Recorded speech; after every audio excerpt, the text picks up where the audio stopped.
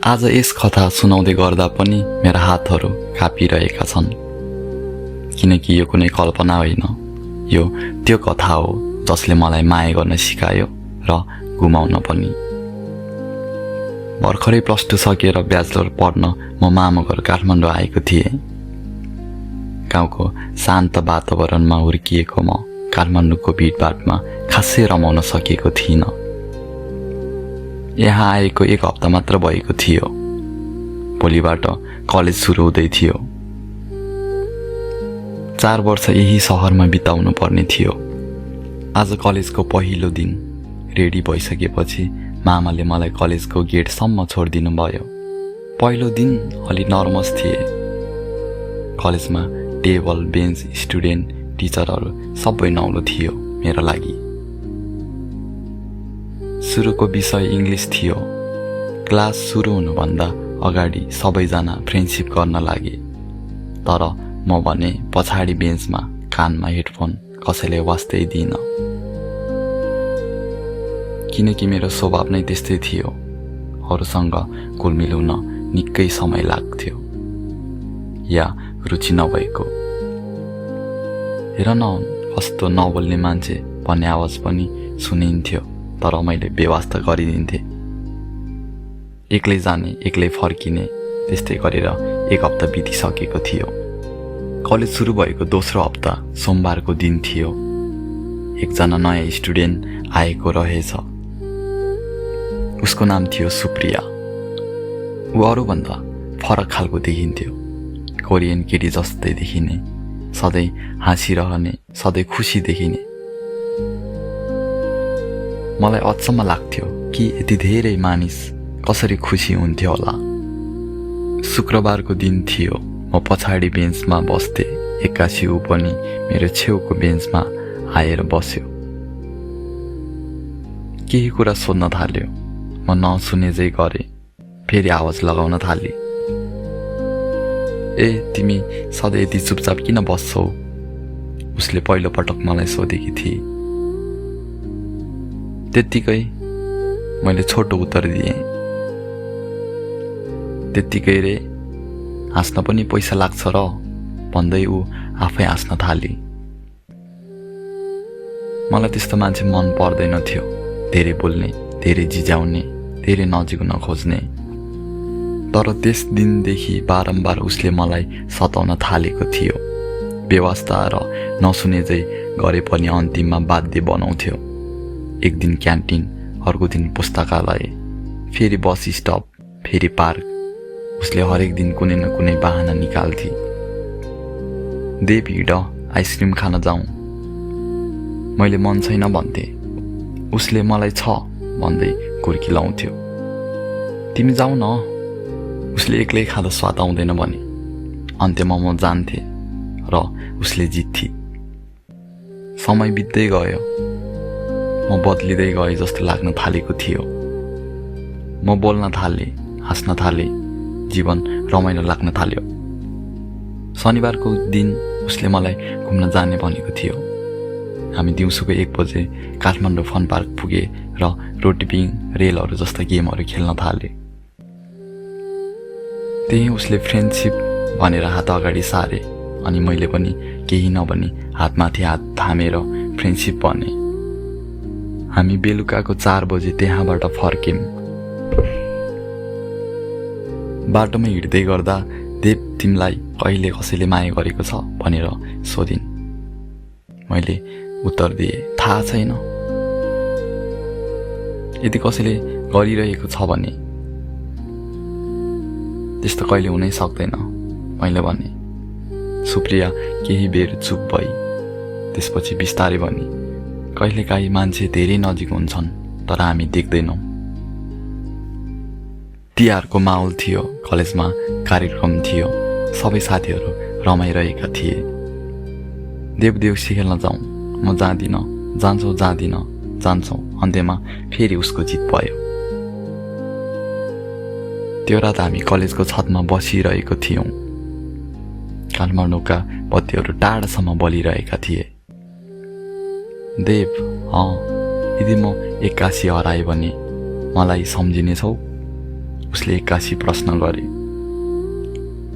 म हाँसे, तिमी हराउने मान्छे जस्तो देखिन्छौ।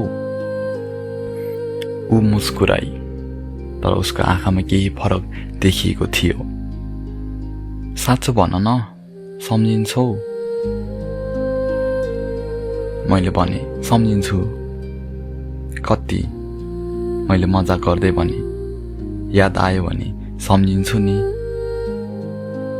उसले पनि हाँस्ने प्रयास गरिन्, तर त्यो हाँसोभित्र कति पीडा लुकेको थियो मलाई थाहा थिएन। यस्तै गरी हामी ब्याचलर 3rd इयर पुगिसकेको थियौँ।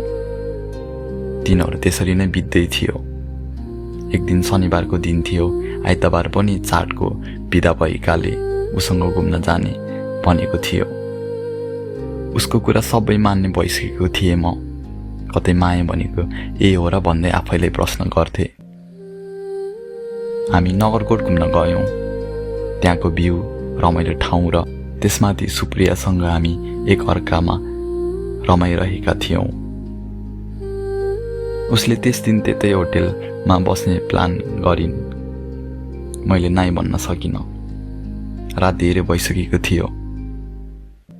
होटेल पछि सोध्दै यहाँ एक रात बसेको पैसा कति हो सोध्दै हिँड्यौँ, किनकि हामीसँग सीमित बजेट मात्र थियो। एउटा होटेल सस्तो लाग्यो र हामी त्यही बस्ने निर्णय गर्यौँ। आज त ड्रिङ्क गर्ने हो भनेर दुवैजना ड्रिङ्क गर्यौँ। रुम पनि एउटा, तर 2टा बेड भएको। मेरो गलत नियत भने पक्कै थिएन। ऊ ड्रिङ्क गर्दा गर्दै मेरो काँधमा निदाउन लागिन् र मैले रुममा लगेर सुताइदिए।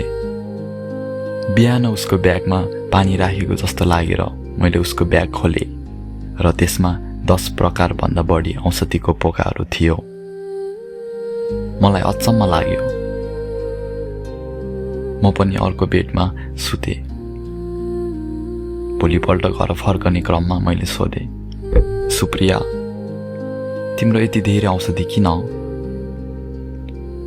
उसले केही बेर मलाई हेरी अनि मुस्कुराउँदै भनी, सानो रोग हो। कस्तो रोग?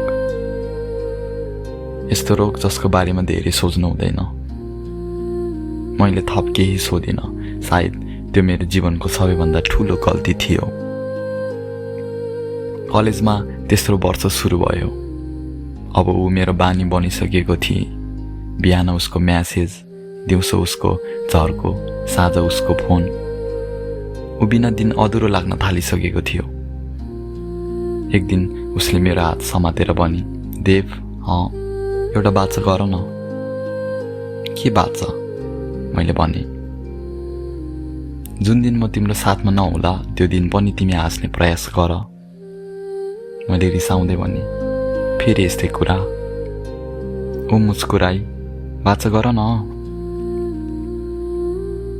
त्यो दिन मैले बाचा गरेँ, तर किन गरिरहेकी थिए मैले बुझिनँ। केही दिनपछि सुप्रिया कलेज आउन छोडिन्। पहिलो दिन मैले सोचे बिरामी होला। दोस्रो दिन, तेस्रो दिन गर्दै गर्दै ऊ कलेज आउन छोड्यो। मैले फोन गरेँ, बन्द थियो। एक हप्ता बित्यो। त्यसपछि त्यो खबर आयो, सुप्रिया अब यो संसारमा थिइनन्।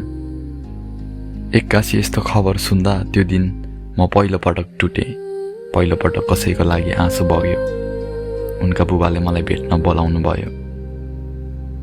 उहाँको हातमा एउटा पुरानो डायरी थियो। यो तिमीलाई दिन भनिरहेकी थिए। मेरा हात काँपिरहेका थिए। मैले डायरी खोलेँ।